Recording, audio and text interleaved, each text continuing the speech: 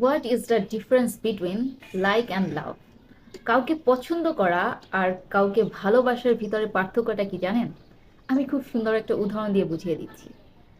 আপনি যখন কোনো একটা ফুলকে পছন্দ করেন, তখন আপনি চাইবেন সেই ফুলটাকে ছিঁড়ে নিজের কাছে রাখতে, ফুলদানিতে সাজিয়ে রাখতে।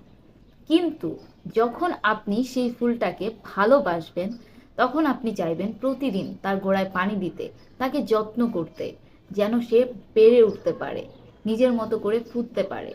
তাই আপনি যখন কাউকে পছন্দ করেন, তখন শুধুমাত্র তাকে নিজের স্বার্থের জন্য ব্যবহার করেন। আর যখন আপনি কাউকে ভালোবাসেন, তখন কোনো স্বার্থ ছাড়া নিঃস্বার্থভাবে তার যত্ন নেওয়ার চেষ্টা করেন, তাকে আগলে রাখার চেষ্টা করেন।